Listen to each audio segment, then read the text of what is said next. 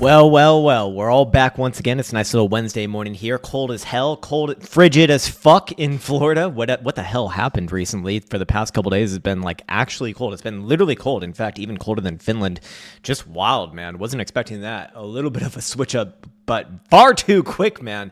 Anyways, I am massively angry this morning. Why am I angry? Because I found out the next boss in in terrible people to be dealing with. First it was real estate agents. Now, oh man, now it's fucking car salesmen. Holy shit, these people are absolutely fucking insufferable. My God, man. It's like, hey, here's what I want to buy. Can you give me a price for this? No, sir, we can't give you a price. Like, I need a price to make my fucking decision. Sorry, sir, we're going to need to do a few other things before we do a price. Like, God damn it, just give me a fucking price. It's absolutely insane how difficult it is to figure that shit out. Anyways, it's actually my first car buying experience. I've never actually bought a car before. It's kind of crazy. Anyways, what else do we have? We got 50-year mortgages. Everyone refinance and take out your 50-year fucking mortgage. Be paying beyond your lifespan. And I don't know, like triple your payments for what's it called? Not insurance. Jesus, man. What the hell am I saying?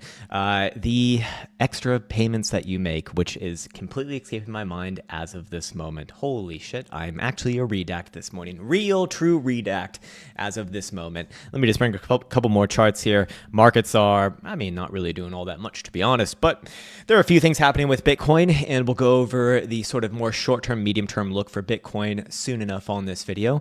Do want to check out some traditional markets here. Want to get my MACD chart open as well. I've actually been enjoying the MACD. I've been a MACD enjoyer recently for the higher term timeframes, just kind of helping and aiding the more long-term decisions. But overall for Bitcoin, very little's changed between yesterday and today. Still more or less holding a range and still likely to test the range low, but is it actually bearish or not is a real question, and I am unwilling to make that direct call as of this moment. Still think that Bitcoin has a bit of a chance here, but in the short term, if you are looking for some downside movements, you do have a meta signal setup that just fired off last night. It's not super high probability, to be fair. This is an hourly time frame setup as well, so this is not really anything crazy. It did hit target number 1 already, obviously, but target number 2, which is about just a hair below 101,000, is less than a 50% probability to be hit, actually.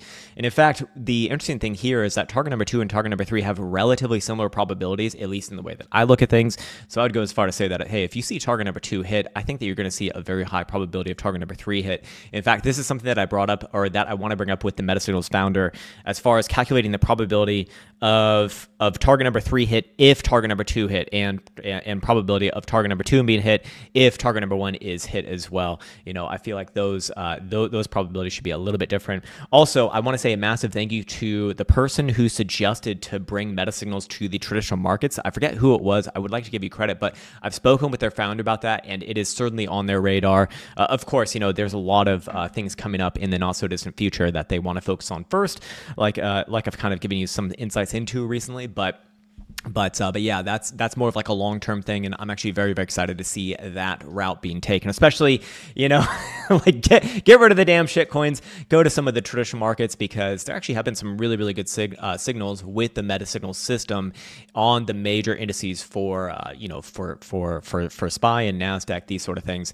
There have actually been some pretty damn good setups, to be honest with you. So yeah, anyways, just another quick reminder, a little bit of an insight. Again, I am an investor in MetaSignals. Of course, I'm an investor because 1, they're using, one of my tools is the underlying motor within this overall system. And then 2, I actually genuinely think it's a good product. Crazy idea. Invest in something that you actually like. Crazy idea. But yeah, anyways, just a very, very quick reminder here. They are not going to be offering their NFT any longer after, I think, January or February, somewhere around there. I don't know the exact dates just yet. But I do know that the founder is talking about it, and they are planning for it in the not so distant future. So if you do want that lifetime access with their NFT, then that is going to be going away like somewhat somewhat soonish, but they will probably announce it themselves, and give you some time. But I just want to, give even advance notice, because I know that that's going to be a question that probably comes up if and when that inevitably does happen. Anyways, I'm guessing the MetaSignal's source code is proprietary. Fucking obviously. No, we just give it away, no problem. Just one person gets it and then disseminates it to everyone else. Of course not, man. Yeah, we can't do that for obvious reasons. It's an unfortunate reality. We used to do that kind of stuff in the past, but it was just abused massively. So we put an end to that pretty long time ago. That's just the nature of online stuff. Unfortunately, of course, we're not going to be giving out the source code to like the literal fucking golden goose there. Anyways, what else do we have? Krown, do we have the green light to liquidate Retardio Win? What is he doing? I don't know what he's doing. I don't really even know much about him. I'm not even convinced that this guy even is doing what the hell that he's saying, or at least what I've seen. Like, again, it's very difficult to make commentary about other people on the internet because I don't actually know them. I know very small details about them. In fact, I haven't really even been on Twitter as of recently. The only thing I do on Twitter now is I just post and then I don't read shit. I don't want to read anything. So I know that there's been some drama in the past surrounding him, but I don't, I don't know where that statement honestly is going to begin with. But I would just say a general thing about online influencers who post big positions in general. Look, use your fucking brain for a second. If you were in their shoes, if you're handling hundreds of millions of dollars, are you really going to be posting your positions online for the world to see? Do you want the world to see that? Like, not only is there just issues with, potentially people hunting you out, which, I mean, may or may not be a real issue. But in my opinion, the real issue is you show a big fucking position, and what does that signal to, people with bad intentions? Do you think, like, I don't know, maybe someone who's a fucking psychopath is going to see something like that and be like, oh shit, now I know who to go after. Now I know who has the actual money. I don't know, man. Maybe I'm just weird. Maybe I'm just paranoid. But in my mind, after what I've seen over the past few years, after all of the stories that I've heard, probably some are public, some are certainly not public. I can assure you that anyone with a fucking brain and also a lot of money is probably not going to be showing a lot of that, unless they live in Dubai, because Dubai is pretty safe. But even then, I mean, you're probably painting a massive target on your back. It's probably ain't going to stay in Dubai for forever. You're going to travel around at some points. You got to be careful with that kind of shit. And there's been a plethora of stories in the last few years of, big crypto influencers being, basically extorted, or in some cases, I heard about like a few guys getting murdered or their fingers getting cut off, shit like that, man. Like, why would you want to bring that upon yourself? What's up, Nikki Page? Good morning to you. Yarbrook, good morning to you as well. Dumb BTC. We're all dumb BTC here. Mike's Mind and Matter, good morning to you, man. Erica, Krown, Nano Cave, Asian Massage. We all need an Asian massage. Elsa, can you give me an Asian massage, please? I need one right now. And I only give titty massages, also quite good. I also accept titty massages as payment too. Anyways, got a few more sips of this caffeine. I've been really enjoying this cold espresso that I've been buying, and it actually does seem to make a difference that it is organic. My poops are looking real good, real fucking good recently. Anyways, one moment. Erica Krown Nano Cave, the most American comment ever. What the fuck is a kilometer? I wonder the same things many times. Actually, no, after living in Europe for so long, I actually have switched on to Celsius and even, well, no, I still don't get meters and shit like that. Like, fuck all of that, man. Kilograms and grams, that I get. That I actually do like a little bit more than pounds. Pounds is kind of silly. They killed a Russian guy in Dubai. Really? In Dubai? I mean, Dubai really is one of the most safe places. I would be quite surprised if that is true. I'm not saying that it's not true. It's just I haven't heard about it. And again, that doesn't mean that it's not true. It's just I don't know about it. So fair enough. What's a cold brew brand name? I think it's Bizzy, Bizzy, Bizzy, yeah. And it's really good, man. It's really, really smooth too. They got a bunch of different ones, but the espresso one is absolutely my favorite. A Russian scammer couple. Wait a second, Norco. I remember hearing about a Russian scammer couple, but they were in New York, and the girl was a rapper. Oh my God, this was like the best fucking memes. Yeah, I think they were Russians, or at least the guy was Russian. Maybe the girl was just like a read act, but Russians and read act, same thing. Kidding. Okay, kidding. We love Russian people, just not the governments. Anyways, yeah. She was highly entertaining as a, I don't know, as a millennial rapper, probably something like that. The McRib signal is back. It is. Does the massage include a loofah, the butt? I don't know what that even means, to be honest. Why are you ignoring the bull meta signal? We were going to get to that a little bit later. Relax, sir. Like, holy shit, man. Jesus Christ. Like, sometimes, man, the internet is just too much. Hey, but what about that? It's like, oh, dude, we're 2 minutes into a fucking 2-hour long goddamn video. Relax. We haven't even gone over Bitcoin just yet, man. Anyways, Lev Ashton says, GM Krown, GM Mr. Lev, just wanted to say I hate your streams. Thanks. Good morning to you too, man. I love you as well, sir. Much hate and much love. We need to balance it out as always. And I do have to say, things feel really quiet to me. They feel really quiet ever since October the 10th back here. It does really feel like the market has quieted down a lot, in terms of social media activity. I was actually speaking with Jason Pizzino about this somewhat recently, and he's noticed the same thing as well. And, I mean, it's kind of like an obvious interpretation of this, but I do think that most of this market, was probably concentrated in shitcoins, which is obviously why, so many people are so fucking mad about what's been happening throughout this whole cycle, despite Bitcoin, performing pretty gloriously. But, most people, involved in shitcoins, I mean, almost all of them, if they were on leverage, have gotten wiped out. And those people leaving the market. Anyways, go check out some traditional markets here. I want to see what NASDAQ's doing. I want to see what SPY futures are doing, and having a nice short-term upside move here. Do still think that is going to be operating as the last local and higher low from Friday.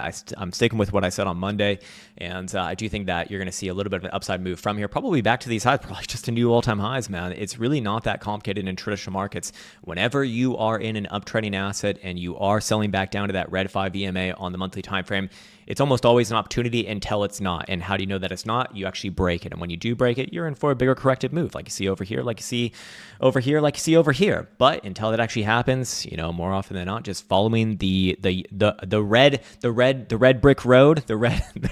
Does anyone even know this? Do you know that reference, the red brick road? You don't know the yellow brick road? Holy shit. These Finns have no childhood at all whatsoever, okay? They don't even... Blue waffles and yellow brick road, very different things, all right? Very different things, okay? That is absolutely disgusting as usual, but what can you expect for a dilapidated Finn? Anyways, looking at SPY futures, same shit here too, even a little bit stronger actually. This one continuing upwards and onwards, just beautiful, just absolutely beautiful. It's crazy. Yes, the Wizard of Oz, Viral Vault, has gotten it correctly. Florida Crypto Bro doesn't answer the door without his trusty mini Draco. What's a mini Draco? I'm guessing it's some sort of a gun. Yeah, that's also the nice thing about the U.S. Someone comes onto your property, you can literally kill them. You can literally fucking kill them. Probably need something regarding, defense, self-defense, right? But hey, yeah, you can actually literally kill people legally here. It's amazing. Anyways, let's see. I'm getting all kinds of emails from all sort of angles right now. Need to get rid of this pane over here and this tab over there. And I just chose the word dilapidated because I couldn't pick up a better one. It's usually how it goes. Yeah, I mean, it has nothing to do. It actually was not used in the proper context. But when you're speaking fast and you need that word and it's not coming up, you choose the next best one. And sometimes the next best one ain't the right fucking one. So you trust it. You trust in your brain, and then it lets you down, unfortunately. It's been happening a lot to me, especially when I don't get enough sleep. But today actually was a decent day. Anyways, what's Coinbase opening up at? Slight up open, but not really much doing here. Still playing in that lower block here. I mean, still not necessarily bearish though. Although it does want to test some downside. I don't think it's necessarily bearish. Maybe comes back down and tests last week's low, but I don't know. Hard one to hate until I see closures below about 290 or so. And if that happens, yeah, coming down a lot more, I suppose. But until then, follow the yellow brick road. Follow that beautiful trending road. Anyways. The thing. Yes, the thing. That's right. The god guy. Roman Novak is the Russian guy kidnapped and dismembered. They found him in Hatta, UAE. Okay, so it wasn't like in Dubai, but it was in the UAE. Yeah. Usually UAE is pretty good with that kind of stuff, keeping people safe. But Yeah, I guess if you're, I don't know, if you're that far out, then they will go after you, man. They will go after you. Then again, you don't really know what happens because I don't think that the government's really telling you all the things that happen there to begin with. But in general, it does seem pretty safe for the average person. Maybe if you're like very, very high profile there, then it could be an issue. But you got to be super fucking high profile in Dubai to be raising some eyebrows, man. Like, when every other car you see is literally a Lambo or a Rolls Royce, it's like, who gives a fuck? Who really gives a fuck? Do you know the Muffin Man? I know the Muffin Man. I know the Muffin Man, and I know the Espresso Man. And the Espresso Man says, "Take the last sip." Ah, there we go. There we go. That's right. The Finns have Santa. The Finns have Santa, but they tax him so much that he left the North Pole and said, "Fuck you guys, I'm out of here." That's pretty much what anyone with money does in Finland. So yeah. Anyways. Let's see. Where's actually Tesla opening up? I'm curious about this one. Yeah, still hanging at high. That's good. Palantir is another one we've been looking at a lot recently. This one, yeah, having another short-term up open. This is really looking like another higher low to me, man. Like it's 20% downside move. Not bad. Not bad. All right. Let's see what Bitcoin, blah, blah. The ETF is opening up at IBIT. Small up open here as well, but the range couldn't be more obvious, or at least the pivot point for getting short-term bullish couldn't be more obvious. Okay, these scammers continue to call me. It's really, really weird. I continue to get these calls from Florida, and it's like some really heavily accented Indian they're asking me about Medicaid or some shit. I'm guessing it's a scam, but like, I'm not fucking 70 years old. I don't need Medicaid, for fuck's sake. Anyways, all right, let me get my notes out and flying around over here. Let me go down the list, and let's bring that Bitcoin the Bitcoin futures chart back. Yeah, actually, while we are here on the MACD chart, it is interesting to me that we do see MACD histogram bullish divergence, and probably going to cross the upside relatively soon as well. But I don't think that we see the same thing on RSI, or do we? Let's see. No, there's not the same sort of RSI bullish divergence, so it does make it a little bit more difficult, at least for CME. And if you were looking for that divergence to play out, that yellow 21 EMA is the easy target. Anyways, I will give you the most easy portion of this analysis right off the bat here. I guess it's a little more hopium infused as well, but hey, there is a super obvious pivot to get actually like quite bullish on Bitcoin here. If Bitcoin could trade back above yesterday's high, just even trade above yesterday's high, especially if it could close a daily above there for the more conservative people, which I think that's probably warranted in this particular instance. But, if you see a closure back above, let's call it 108, at that point, it's going to be hard not to see Bitcoin put in a pretty decent move, another $5,000 to $7,000 up to 113, maybe even 116. And then this is the most recent high that really does matter for general trend. If Bitcoin could get back above there, then I'd actually flip to, hey, let's see another run into the 120s and beyond. That's just like straight up bull market continuation. But for right now, I guess you still got that falling pizza here for the pattern bros of this world.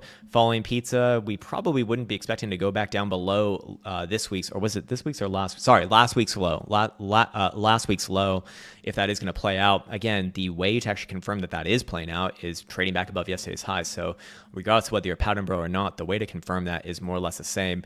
And there would be an implied target if that was completed, and actually that would be pointed up north towards 116. So there is that 116.5. So that actually would be a pretty damn good indication that, hey, bull market cycle is continuing here, and we're very likely to see another move back. Basically prior all-time highs and then new all-time highs at that point. But for right now, I still do express some short-term, skepticism.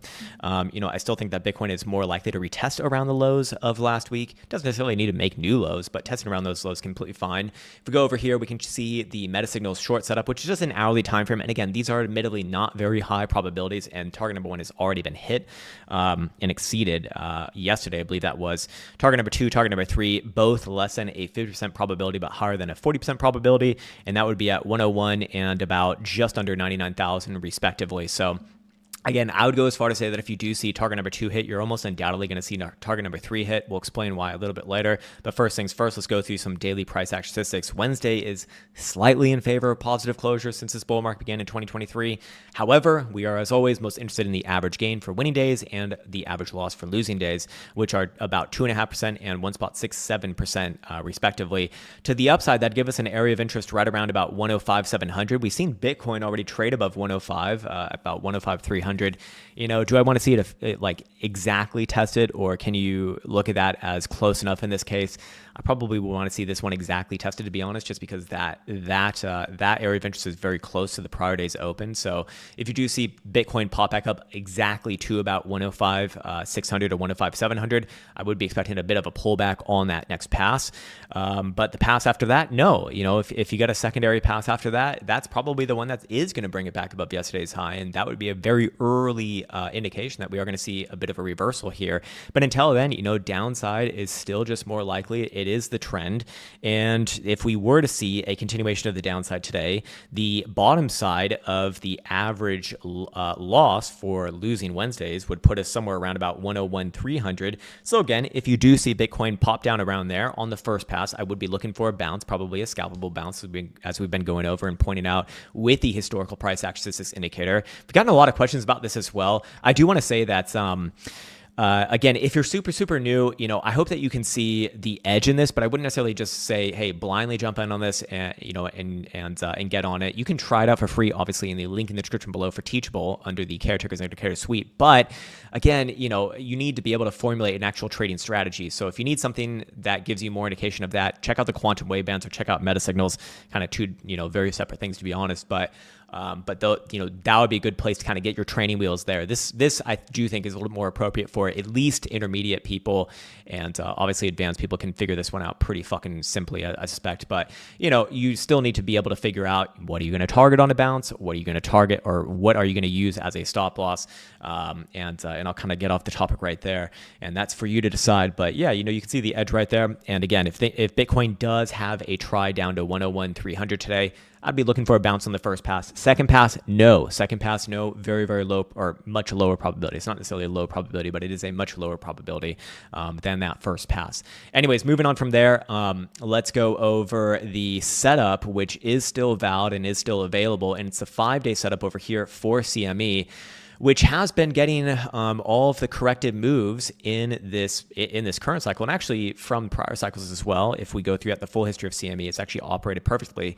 And anytime that we've seen the red moving average cross to the downside of the yellow moving average, we've gotten a minimum correction down to the green moving average every fucking time before any sort of real upside price action emerged. You can see it generally happens relatively soon after the initial entry is had. And as of right now, where's that green moving average, which is a minimum target? That's about $99,000 and change, which is very close to that target number 3 for meta signals here. And being that is a minimum target, that'd make a lot of sense anywhere around there. If Bitcoin does try another downside move, and I'd say that you're almost, I don't want to say guaranteed, but extremely high probability in my eyes if you just see a trade below yesterday's low as well. If you see one of those two things, very, very likely going to come back down here and retest around those lows. I'm not necessarily calling continuation of new lows, though. I do think that Bitcoin has a chance to really bounce there and actually play out the old pizza, some pizza action there as well. So yeah, that would be, I guess, a more bullish view. You do have that falling pizza here, and if Bitcoin came down to last week's low and had a quick bounce from there and traded back above yesterday's high, that to me would be a really, really strong signal. In fact, that would be, in my eyes, the most likely scenario for Bitcoin to resolve this bullishly, because again, we still have this setup over here, and we know that this is very, very likely to play out. So if Bitcoin were to continue to the upside from here without first meeting this target, then that's just going to be a big question mark going, in the future, saying, hey, it's like, yeah, Bitcoin's rallying right now, but we still got this target lower, so this rally is probably going to fail at some point, and we're going to see that test down.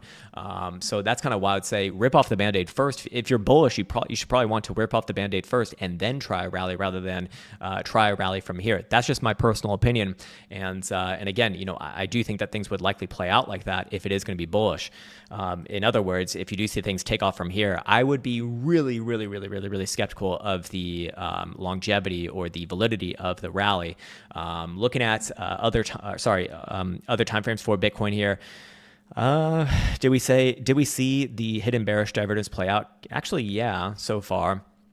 Not really getting much else from this one as of right now. Maybe let's see spot. What is spot doing right now? C spot run or C spot fail? Whoops, and drawing fucking lines again. Whoops, my bad. There we go. All right, beautiful. Yeah, nothing really there. Other than that, as we already went over, yeah, daily MACD does have bullish divergence here, and it probably is going to cross the upside relatively soon, for the first time since actually late September. Not going to be happening today, but if this thing does hold basically above last week's low or just around last week's low, we should start to see that cross up by end of this week, I would imagine. Other than that, I do want to address one of the earlier comments. And yes, now we will go over the other meta signal setup, which is actually a bullish setup, and it is a daily time frame setup as well. But I want to point out a few things here before you just blindly fucking jump into this. One is that the stop loss here is on a closure below about 98,000 bucks. That is to say, we could easily see the downside setup play out and the upside setup, this setup right here, still be valid. It's valid until you get a daily closure below about 98,000 bucks. That would be the bottom end of this area. And that does happen actually, somewhat often. Don't be like this guy right here. Guys, it's going to go both down and up at the same time. No, these are different time frames. An hourly time frame much different than a daily time frame. My good redact in Christ. But think of it this way for the real redacts out there in the world. How many hourlies can you fit within one daily period? And once you start to think about that, you start to realize, oh shit, you can actually have different strategies on different time frames. Both theoretically could be correct, but they're both going in different directions. Mind blowing, amazing, crazy. Who could have thought? This is incredible.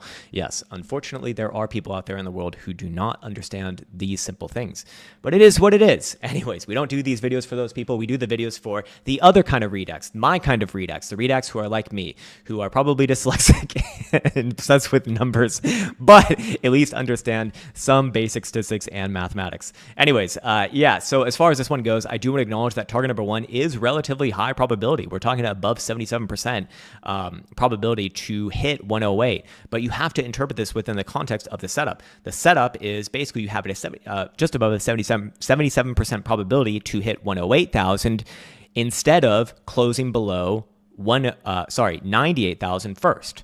So again, you could have a short-term downside move, bottom out above there, just don't close below there, and then play out an upside move. Amazing idea. Wonderful. Anyways, this one fired off at about 103, so not bad so far.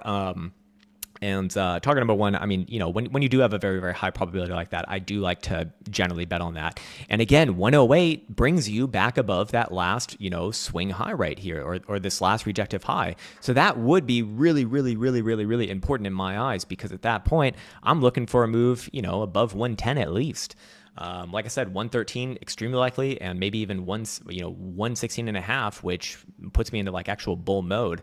Of course, that would initiate. Target number two is actually 113.226, which is just under 49% probability to get hit. Target number three, very low probability here, but I would go as far to say if you see 116.5 taken, I mean, shit, send it up target number three, I guess. What's some new all-time highs on the backs of that? Anyways, that's pretty much it for what I wanted to talk about today. Now let's talk about what you want to talk about, which is probably shitcoins. So let's go over here to the super chats and see what we got. It's actually not a shitcoin first. We got time-lapse master. Steven Schickman is slacking today, but that's all good. We'll go over DRO on ASX. Okay, this is Drone Shield. I like drones, I like technology, and I like charts that go up, which this is an uptrending chart, but it is also a parabolic blow off top, and I do think that you have indeed blown off your top, and it is now time to find a parabolic blow off bottom. So looking at this one here, man, you're going to see some bounces. It's very likely to get super fucking volatile. I mean, maybe you got to bounce up till $4.50 before it comes down again. Wouldn't be asking for too much, to be honest.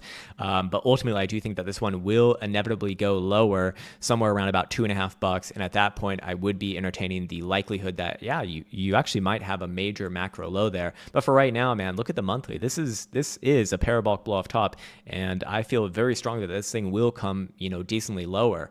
Again, from 3.5 to like 2 or 2.5, like that's a really big fucking move. I'm not going to do the percentage in my mind because actually can't do that one off the top of my head. I mean, it's less than a 50% move, but it's more than like a 30% move. So let's actually see.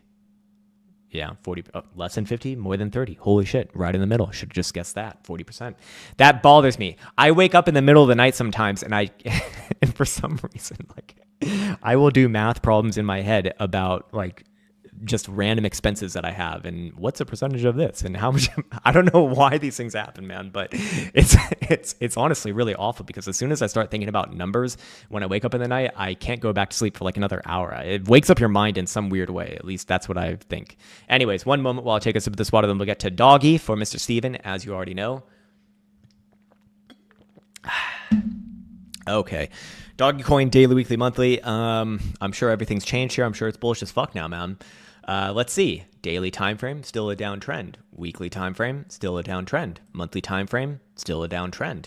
It's crazy, but I think it's still a downtrend, man. Sorry. Okay, so here's what I'd say, Steven, is that in the short term on the daily, there is actually a nice pivot point similar to Bitcoin, which is just yesterday's high. If you can trade above there, especially close it daily above there, I would be looking for this thing to put in a pretty decent rally towards 20 to 21 cents. But until then, it is a downtrend and the trend is your friend. And in this case, that means more downside. And I do feel really strongly, Steven, at some point you are going to refill that wick from last week. So that does put you back down to around 15 cents. Maybe just goes for the 200 simple at that point, just below 14 cents.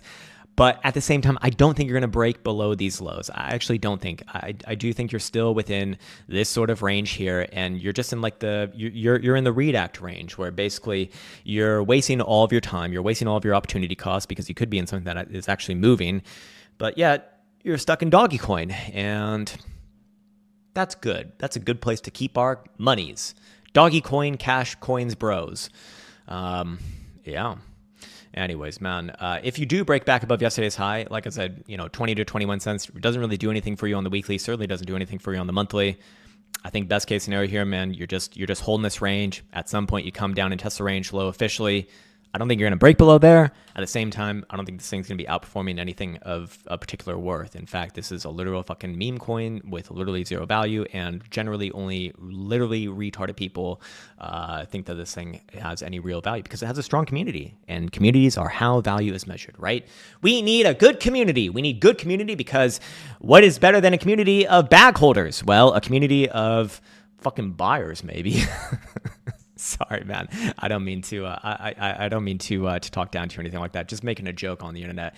But overall, yeah. Again, I think at some point you're coming back down here, regardless of whether you rally here or not. It's just a foregone conclusion at this point. But like I said, at the same time, I don't think you're going to break down to new lows. It's just opportunity cost wise, this is a tremendous loser. It's been a loser for a long time. What's the obsession with this one? Maybe it's just a tradition at this point. But I'm waiting for the day. There's going to be one day. There's going to be one day where Steven asks for something other than Dogecoin, and it will be a sign from the gods that everything is changing. And that is the day where I'll need to rethink all of my life choices. Anyways, we got P's and X's looking at Litecoin daily, weekly. All right, we got Dogecoin, we got Litecoin. We're stuck back in 2016. Litecoin actually, admittedly, on Monday looked better than a lot of the general shitcoins. Litecoin here, I mean, it's better than Dogecoin just because it is. I mean, it's much further away from the bottom side of its overall range. And again, long term, it's like, is this terrible right here? It's actually not terrible in terms of charts. Just again, in terms of opportunity cost, it's a fucking gigantic loser. Like almost all of these things are. It's really, really, really, really, really sad to see. But yeah, as far as the short term, is it actually stronger than a lot of these shitcoins? In fact, yes. In fact, I'd be using today's low as a pivot point, meaning that as long as you're above today's low, I'd kind of be favoring some short-term sideways and up. Not because you're guaranteed to get it, just because it's such an obvious pivot point. If you take out today's low, then yeah, I would be looking for this thing to come back down to about 91, 92 bucks. Maybe not all in the same day, but over the course of a few days to like a week or two, something like that, man. Overall, though, you're just kind of caught in the middle of this general range. As long as you hold these higher lows going back to 2022, that's fine. It's more likely to have a bullish resolution. It's a loser in terms of opportunity costs. You're holding this thing for years and years while the rest of the market goes many X's to the upside, and this thing's doing fuck all. It's just garbage, man. It's absolute fucking garbage. No, I'm kidding. It's actually the silver to Bitcoin's gold, which not even their own founder seems to care about, but it's always a good sign, right? Yeah, if I actually was just looking at Litecoin, I actually do think that Litecoin does try some upside from here. Just like straight up opinion. But again, I would change around my opinion real quickly if it does take out today's low. It's just super obvious anchoring point right now. So yeah. Anyways, Van Salette says, GM, sir, what's up, man? Check out NLR and weekly. Is this a stock? I'm guessing it is. This is uranium and nuclear. It sounds like some cool stuff I should probably be getting into. And long term, hey, we have a chart that is going up. Crazy. But I could be in Dogecoin, bro. I could be in Litecoin going sideways for eternity. Why would I want to get into something like this? Anyways, weekly. I want to look at weekly and monthly here. Overall, generally good. However, okay, I need to go to a different chart. We need a different look on this one. NLR. Do we have any major divergences to be aware of? Actually, you're going to have hidden bullish divergence possible here because you already got weekly lower lows compared to your lows from July of this year. So that was all the way down around to 110. You're at 137 right now. So, maybe it comes back down to like 129, 130 again. I don't know about that, but I'd be looking at this area right here. Let me actually just get a nice little brush. This area right here as a potential higher low area. And if you start to see it reverse back above, especially about 144, 145 region, I'd say, hey, yeah, next higher low is in, and just continue on with your beautiful trend. But just be aware of this area right here that I do still think that it probably spent some time around that region. And hey, if you really start to break below about like 129 on a weekly closing basis, at that point, I'd say party's over. Probably comes back down to about 110 after that. But for right now, give it a chance, man, because this is this is fine, at least for what I see at the moment. Anyways, moving on, we have, thank you for specifying it is indeed a stock, an ETF indeed. All good, man, all good. And yeah, I really enjoy covering TradFi or TardFi, as some people like to call it. It's funny name. I actually really do enjoy covering traditional, just because there's a lot of different things going on there. It's not like your average crypto shitcoin, and I feel like I'm actually talking about something that's kind of real. Instead of herpity derp coin. Anyways, Crypto Shart is back. He says, even fully redacted pancakes get syrup daily, please. All right, we'll look at some syrup. I'm sure this is going to illustrate my point perfectly. But actually, did we look at this one last time? It was actually okay. Yeah, it was right up against here at about 49 cents. We were saying, hey, until it actually closed above 49 cents, it's still kind of range bound. And I'd still say the same thing about it as of right now. In fact, now that I recognize it, the daily time frame did fire off some bearish divergence on Caretaker's RSI. Does this one officially come down to the 21 EMA at 42.5 cents? Probably, yeah. But the 200 simple here is a really easy bias buster, meaning that as long as you're above about 42 cents, it very well might actually reclaim that 49 cent high of the range on this move. But if you do start to really lose 42 cents at that point, I'd say, no. This thing is going to be sent back down, probably where it realistically does belong, which is below 40 cents, back down in this pocket here, probably just making new lows, to be honest, as well. But for right now, personally, I need to respect the range. So I don't want to get too bearish on it, but yeah, below 42 cents, that's where I get bearish on it. Until then, maybe there's some hopium here that it might put in another higher low and try back again towards these highs here. Just needs to close above 49 cents. And at that point, yeah, I could actually easily get bullish on this thing to, another 10 cents to the north side. Until then, though, I don't know, man. I always feel very disingenuous about being somewhat bullish on the old shitcoins, and Bitcoin coming down now, I think playing out my point earlier. And downside first. Downside does seem to be a lot more likely first, man. Anyways, Esco says, GM, Mr. Krown, good morning. Good morning, Mr. Esco. Could you look at Cotti? Oh God, Jesus Christ, man. Like these are the worst ones because people think that they're legitimate, but it just looks like where's my fucking soundboard when I need it? I will have my soundboard soon within a week. Oh man, I'm going to fucking soundboard the shit out of everything. I have so much work to do with my soundboards. This is just a pure fucking Shiite garbage, man. Absolute destruction, absolute terrible, absolute AIDS on a fucking chart. Jesus Christ, man. Down only. You literally just saw on that rally that the high of this month at 6.5 cents. I highly doubt you will be trading above that anytime soon. Like, that's going to be the high for a long fucking time. This thing wants to come down. It is an absolute piece of literal shit in terms of a chart. And again, anytime you have only lower highs during a literal bull market is never a good fucking sign. There is an actual redact in our Discord who I absolutely love, just because I love reading his I guess his analysis, or like he's like a cheerleader basically. He's always like, alts are doing great, man. Alts are doing great. Let's go alts. Give me an A, give me an L, give me a T.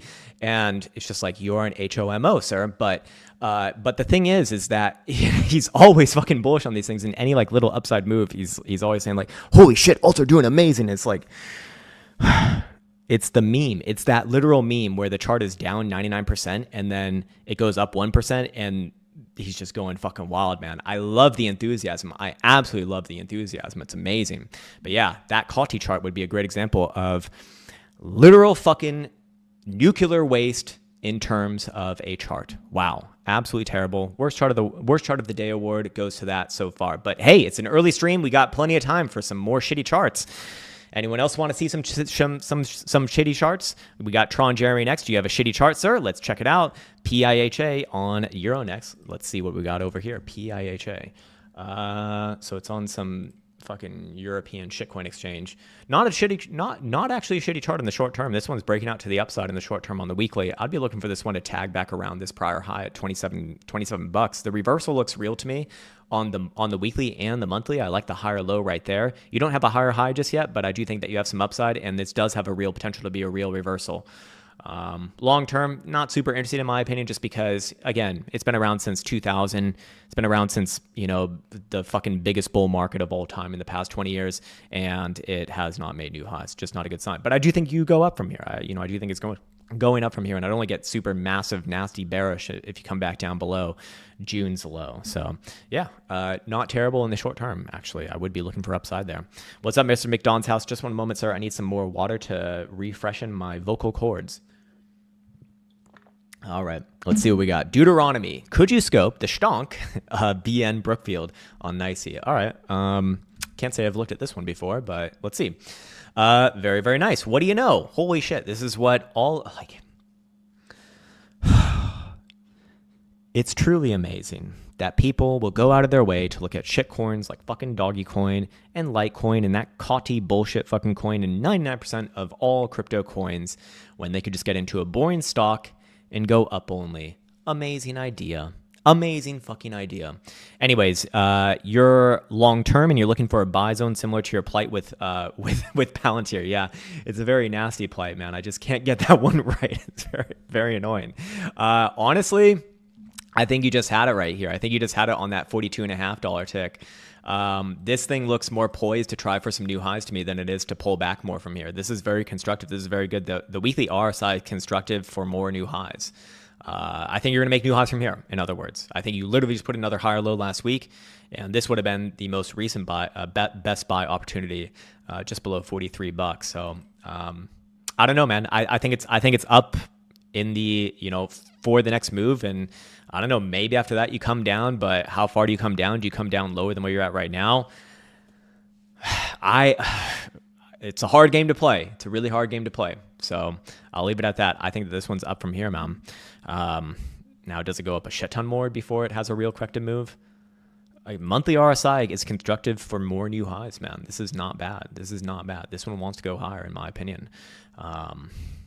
It would be a gift from God if he got it back down to like low $40.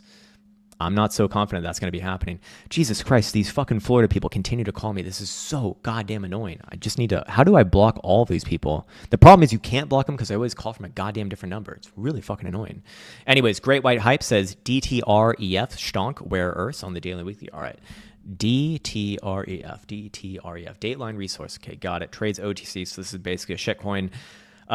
Look, there's not much of a chart here to analyze, and I feel like you need a lot more history to really look at like a weekly. But there is a signal here, to be fair. I just don't know how much I trust it when you have this, this much lacking in history. But there is hidden bullish divergence present as of right now, and as long as you are above last week's high, that will be valid. And you could probably count on a target to like 26, 27 cents.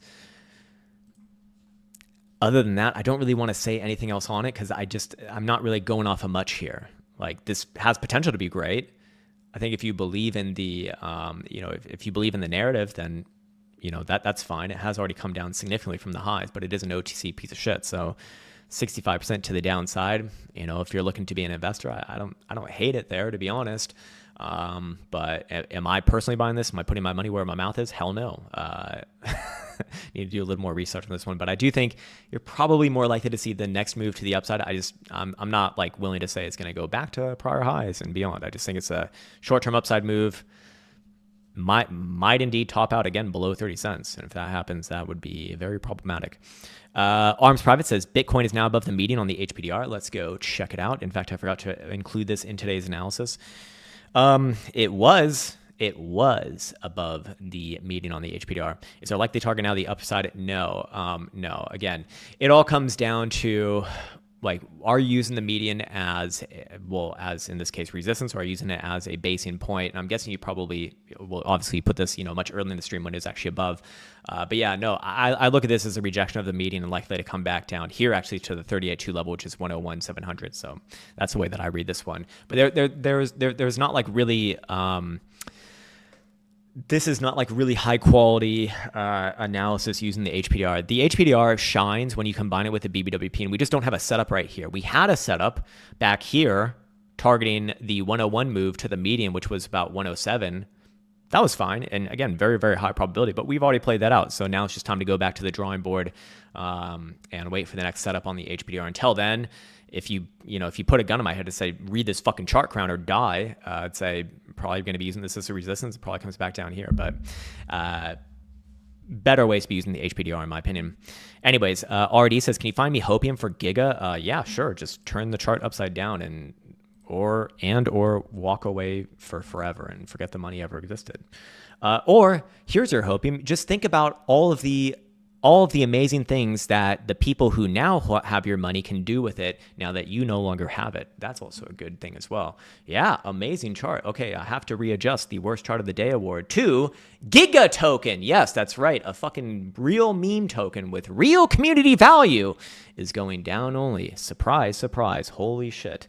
And also in other news, the sky is blue. Amazing. Just fucking amazing that people fall for this shit. Sorry, I shouldn't say it like that because everyone does fall for at least one of these. Everyone falls for at least one of these.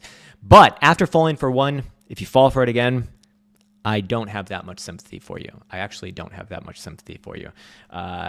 This is a down-only chart. You only ever will get lucky with, one-off bounces, but they all fail. And trying to guess when they happen is nearly impossible. I would only be betting on long-term downside. I can only assure you that this thing will continue to go lower and lower and lower and lower and lower and closer and closer and closer to zero while you hope and pray. But yeah, it's a really shocking chart that no one seems to want Gigacoin. Wow, I'm surprised. Erica Krown Crypto Cave, or Erica Krown Nano Cave says, McRib buy signal please, the one to rule them all. Yeah, apparently the McRib has come back, and that has generally been bullish in the past. Fair enough.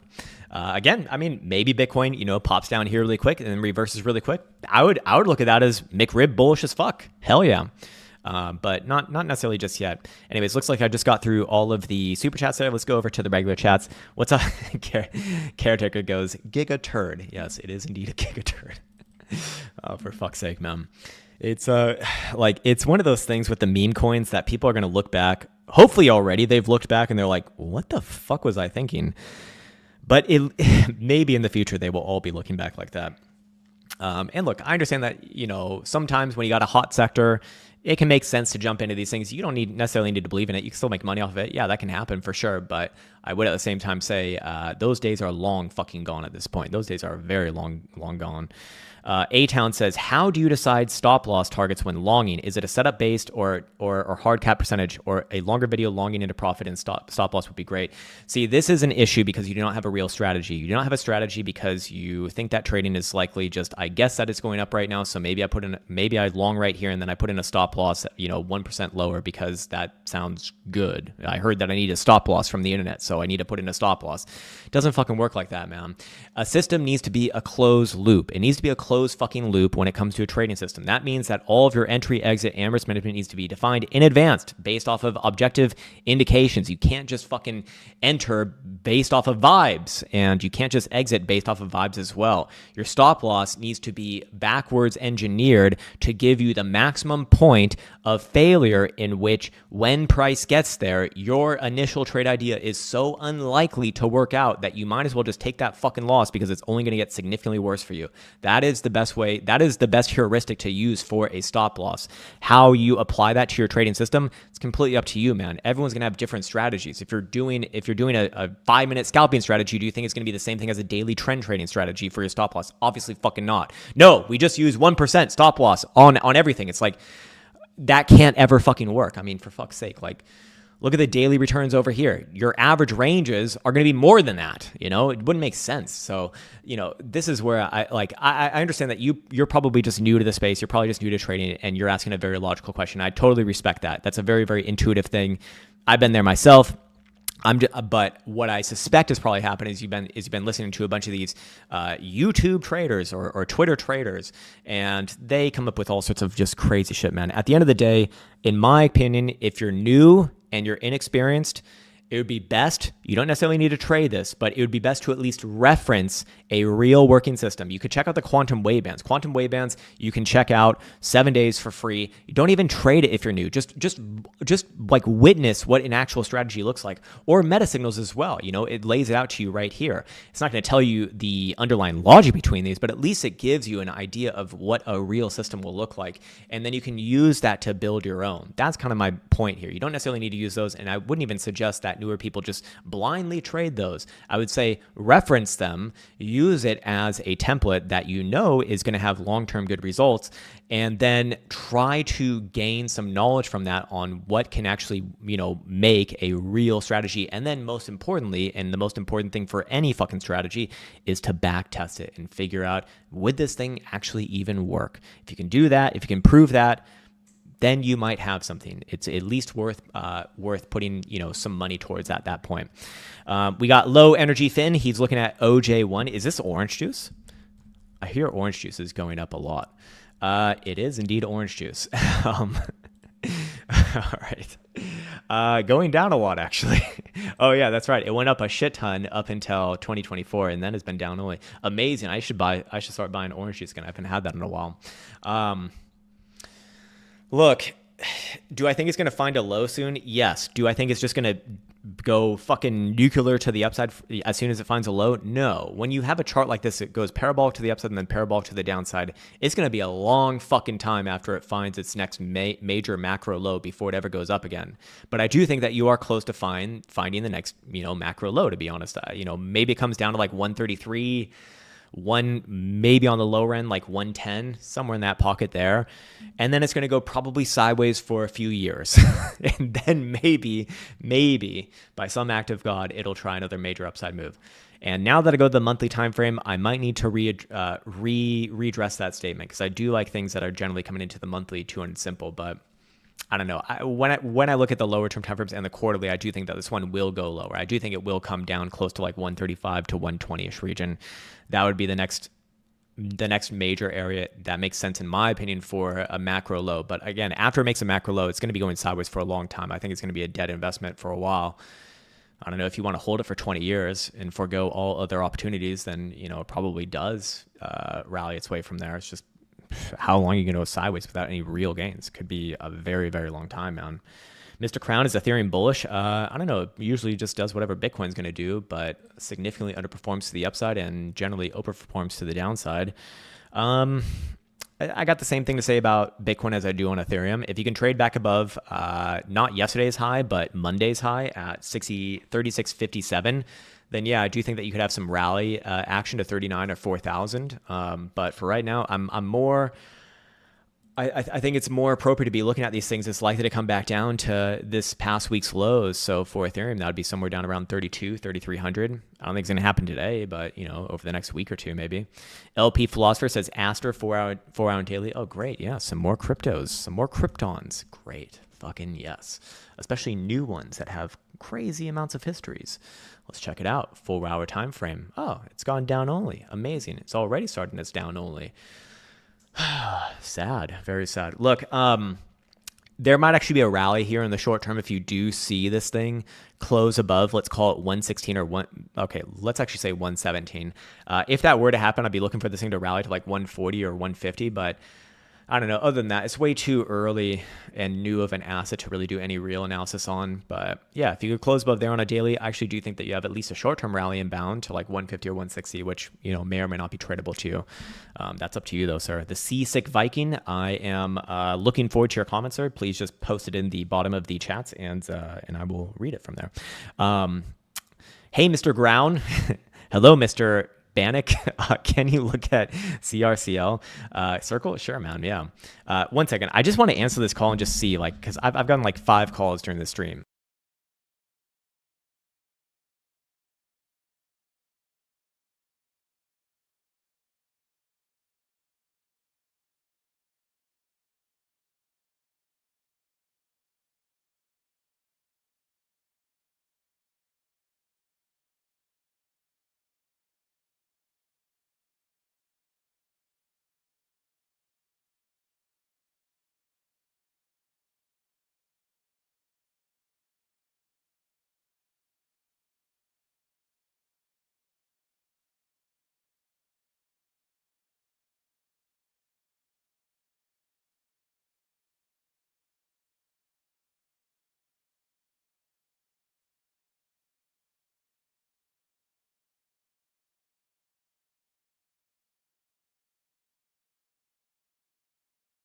Holy shit, that is fucking annoying.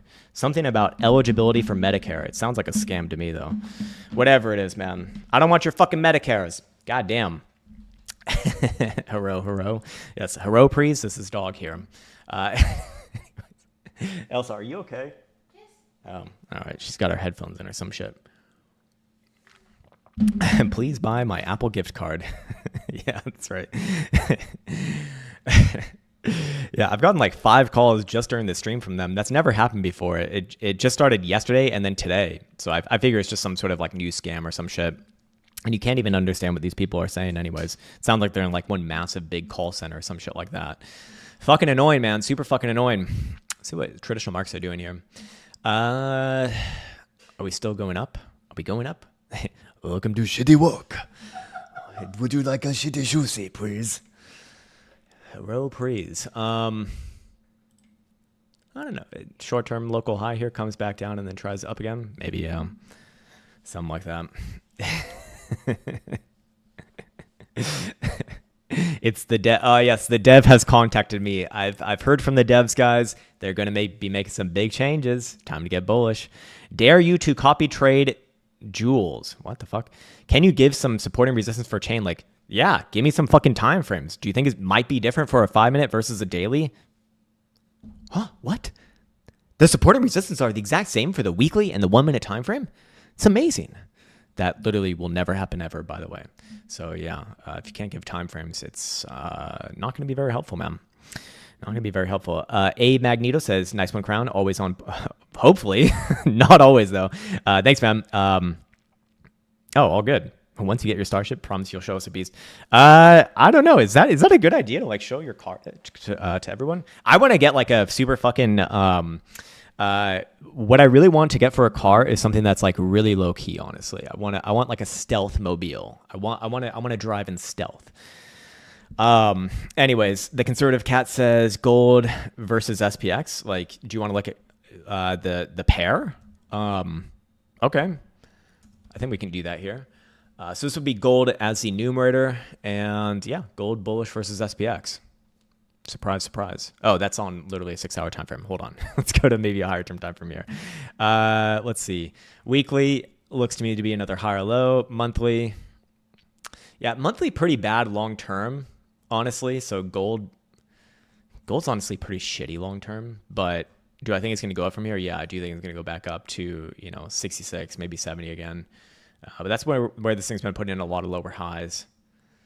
But it does seem like every 40 years, every 30 years, this thing likes to rally a lot. Kind of crazy, man. I don't know what to make of it other than that. I would be short-term bullish on gold versus versus SPX, but I don't know about long-term, man. Like, it's a pretty ugly chart long-term. I mean, it's a down-only chart long-term. You wouldn't have expected that, right? You know, gold's supposed to be a hard asset, but SPX makes sense. You know, it's going to be gaining value versus it because you got actual companies, you know, creating fucking value, or at least that's the idea. Get a Toyota Tacoma. What's a Tacoma? Is that the truck? Actually, I looked at their what's like their top level truck. I think it's the Tundra. I think that one actually looks pretty cool. It gets much better gas mileage than the fucking GMC Sierra Denali Herpety Derp. Although that one does look really fucking nice, I will say. It is pretty baller.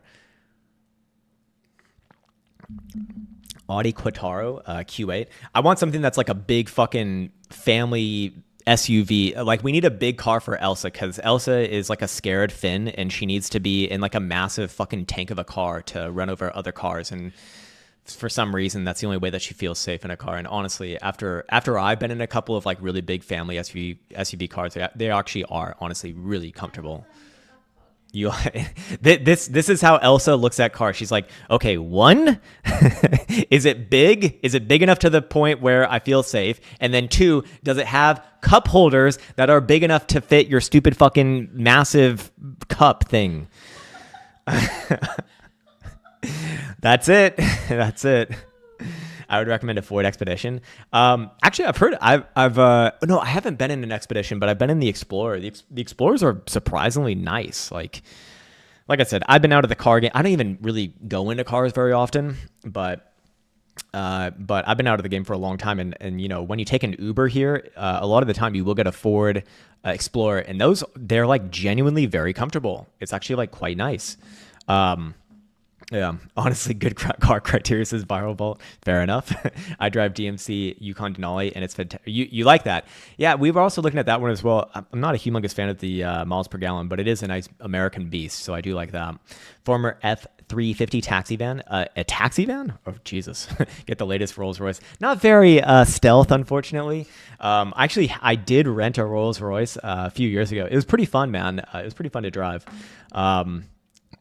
It's basically like a tank sedan. It's kind of cool, but we want something that's taller up, you know, a little bit more height and a little bit more lower key. The Cadillac Escalade, not so stealth, but it is a cool looking vehicle for sure. I actually really do like the look of the of the new Escalade. Lexus, our premium version of Toyota. Yeah, I've actually been looking at a lot of Lexuses. One of my good friends in the Discord, Pesto, has been pointing me towards the Lexus options, and they are like, I love Lexus, man. I love reliability personally, and I love like the more low key look of the Lexus, even though technically it is a premium luxury car, but you know, it just doesn't look like that crazy. So yeah. Yeah, the toy Land Cruiser. How does a Land Cruiser stack up versus the Sequoia? Oh yeah, the new Sequoia. Yeah, the Sequoia looks pretty cool as well. Actually, inside, I mean that is a fucking tank of a car as well. A Ford Ranger Raptor. I don't know. I don't know actually. I'll read through some more of these comments here. A lot of car comments now, which actually I'm quite excited to talk about, to be honest. But let's see if we can get some fucking. I'm actually genuinely curious what Ford stock looks like. It's been a while since I've looked at them. I really like the look of the Ram trucks, honestly. I really like the look of them. But I don't know how reliable they are. And for me, reliability is number one, because I've okay, a lot of the time I'm a very, very calm person, you know, very, very centered and everything. But when I get extremely fucking pissed off, it's because of like small things like reliability. It's like you expect something to work and then it doesn't work and it gets in the way of you accomplishing whatever job you wanted to do. That is where I just get fucking livid, man. Holy shit. Oh man, that grinds my gears. Ford stock though. Elsa wants a fucking golf cart. Great. Ford actually I do think does go up from here. It's just, this is not an interesting stock to hold. I mean, God. Terrible over the long term, even though it does go up. It's just the returns are not good enough. They're just not good enough, honestly. No problems with mine. 2013 model has 90,000 on it. Oh, gee, you don't drive that much, do you?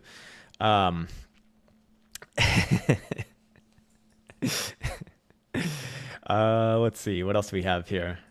Model X is all you. Is that the SUV for the Tesla, I think? Buy Japanese car. Yeah, I generally will favor Japanese sort of things. Just those, the reliability. And Japanese people, they're just cooler. So I figure if they're cooler, they're probably gonna make better cars. Inline six on those exploders, not the V6. Wait, what am I reading here? The Ram Rebel. I'm not going to be going off road or anything like that, man. So probably lost on me. I just want something that's like super luxurious, but it's not like super flashy. You know, I don't want people like fucking looking at me. Don't fucking look at me. But I want it to be really luxurious. I just don't want you to fucking look at. Don't fucking look at my car. God damn it. It's a Cadillac in disguise. Which one? I need to... the Ram. The Ram is a Cadillac in disguise? I think the Ram's a truck, sir. It's a common misconception that the rich have supercars. They do for sure, but that old money usually goes for fully kitted, reliable SUVs, mostly Toyotas. Yeah, that's how I feel right now, and I totally understand that. Like, I've gone through that whole loop where it's like you get rich and then you're like, oh shit, I want to get all the luxury stuff because that looks cool. But it's just, it never lives up to the hype, and I generally end up hating it over the long term anyways. You live and you learn. You live and you learn. You live and you learn. No Chryslers. Do they even make Chryslers anymore? The G-Wagon era. People are going to be looking too much on a G-Wagon. I don't want to fuck around with that. Porsche Cayenne Turbo. Could be okay. Lexus SUV Krown, just do it. Yeah, I probably will end up doing that. Lexus is probably the best balance of like stealth and luxury, and reliability as well. I forget my suggestion. Surprised you didn't want a Cybertruck. I went into one and it really wasn't that comfortable, man.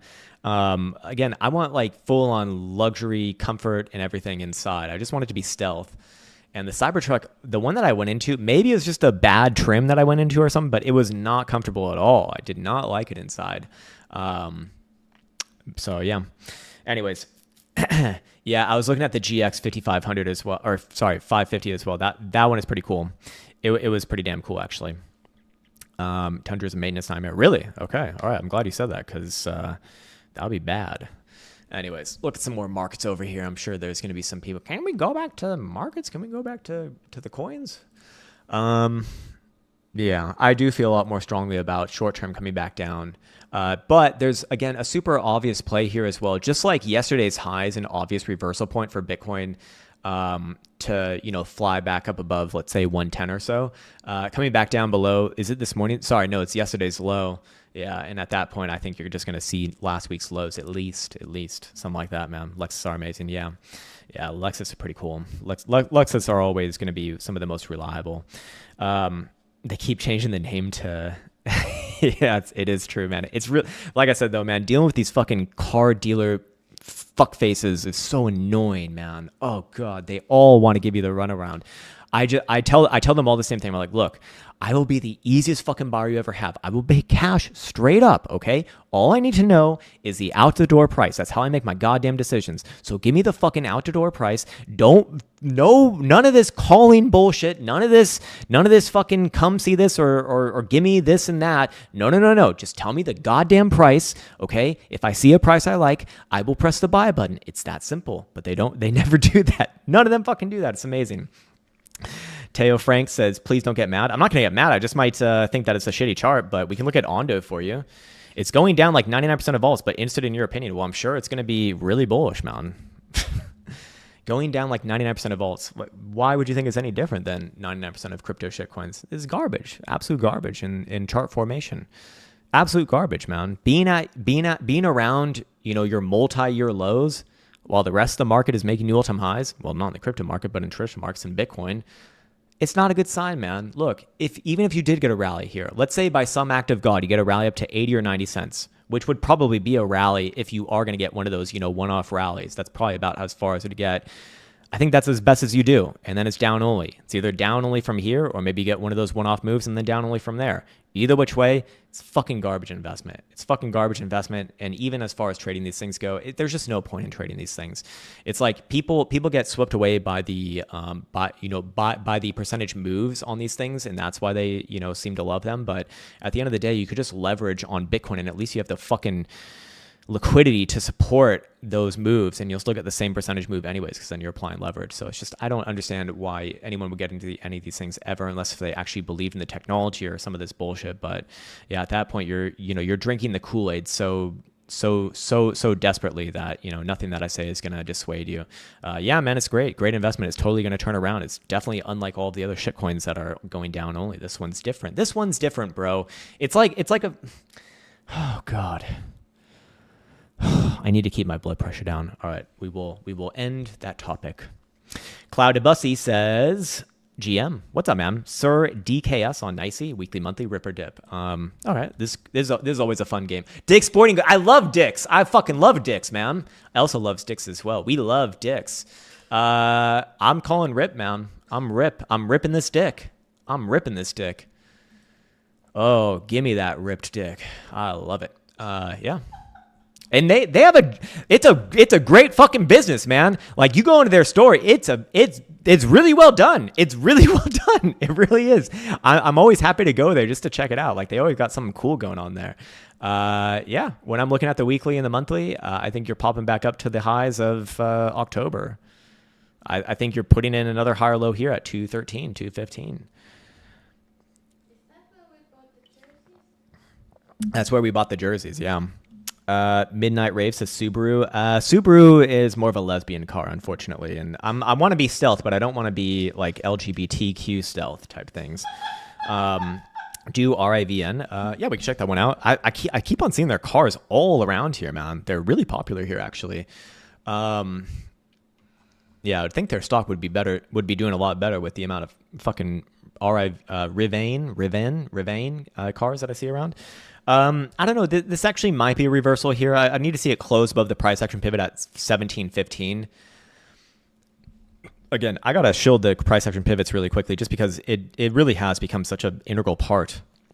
One, you can use it in the same way that I kind of use this guy over here, but it just happens more often where, if you pop up to one of these price action pivots, you almost always get a scalpable bounce or pullback on the first pass from them.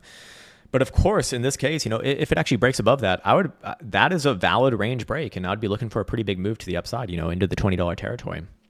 Lesbian all-terrain, that's right. We need to take our lesbians out to the mountains or something, like off-road with the lesbians. With Butch. Can on the daily, please, Krown, says CR250. All right, what's this? Can? Is this Canon? What is this? Is this a weed sock? Terrible. Looks like your average crypto shitcoin. I can't get bullish on something that looks like this, man. And this looks like the next macro lower high here at 220. I'm calling down only from here. If anything, if I had to call something, it's going to be down only from there. That seems to be a great place for yet another lower high on the macro. Need to call my dealer. Yeah, and we're not talking about the lesbians that you see on Pornhub. We're talking about the lesbians that you see at like a gym, like not the kind not those kind of lesbians. All right. I'm not saying. I'm just saying the kind of lesbians that go to the gym or like teach a high school gym class, like that kind of lesbian. Those are the ones that drive Subarus.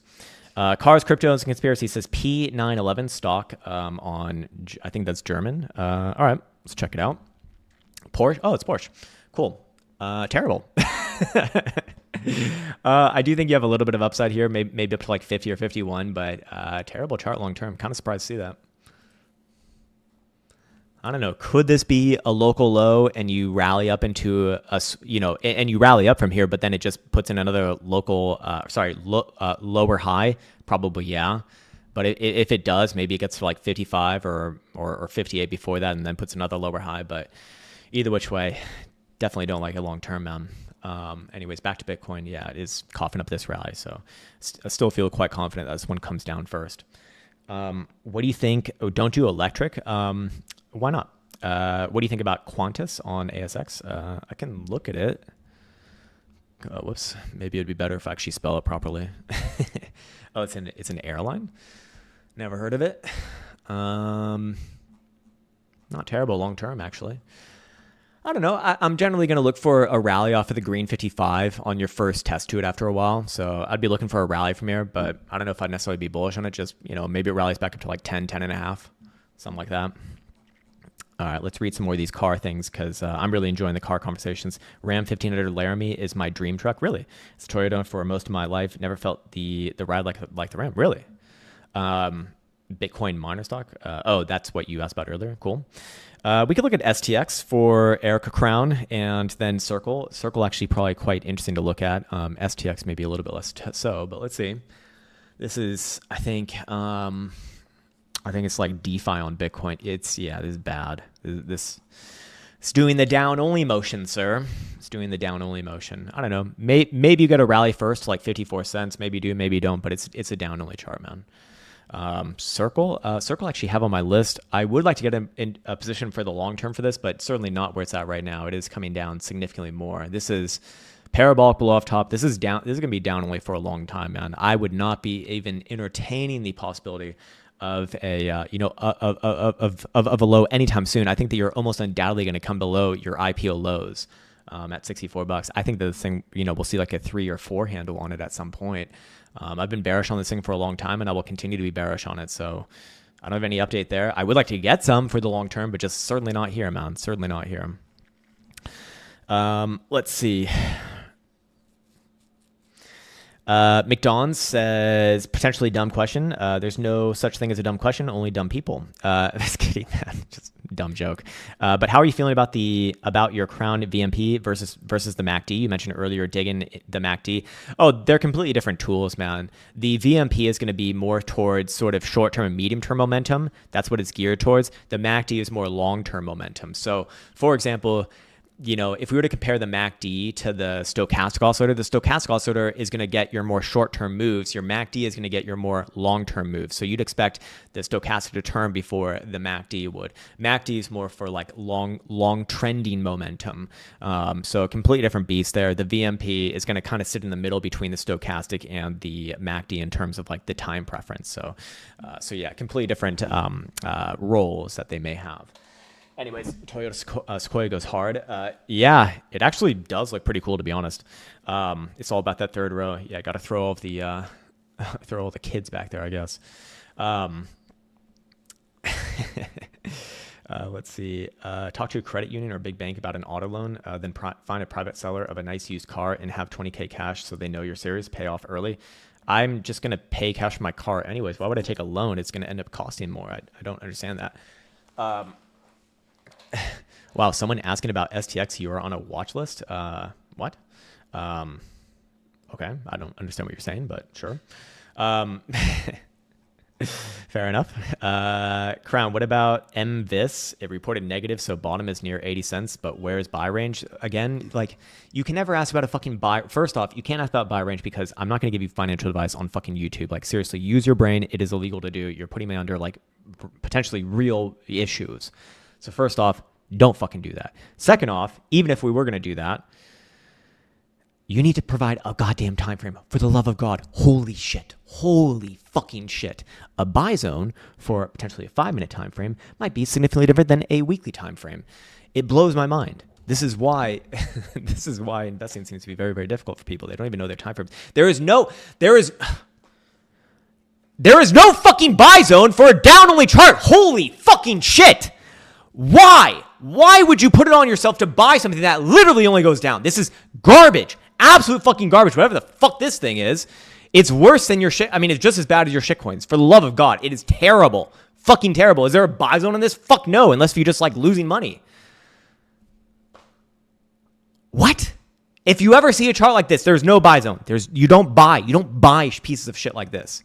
Yes, every once in a while, they might have some big rallies and you just get lucky on them and you're like, fuck you, Krown, you're wrong. But at the end of the day, they all fucking fail. And that's a really dumb game to be playing because you could be playing a much easier game with charts that literally only go up. Holy shit.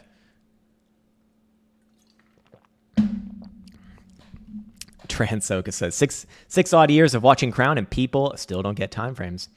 Yeah, man. Well, I mean, there's newer people here, of course, as well. But, you know, we got to haze them. We got to haze them into learning. Yeah, totally buy zone, bro. Yeah, looking great. I'm like, what the fuck? What the fuck? What the actual fuck? Sometimes I need to see this, says Morning Ray. Sometimes indeed. Can you look into Dash? Is it over? It was over a long time ago, sir.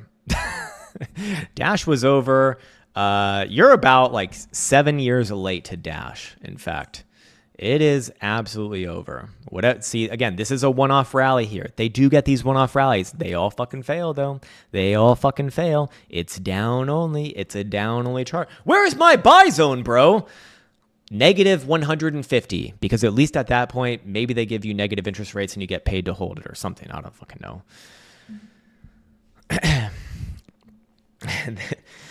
Boom Bats Berkeley says, there's a farm up the street from me that has horse shit for sale.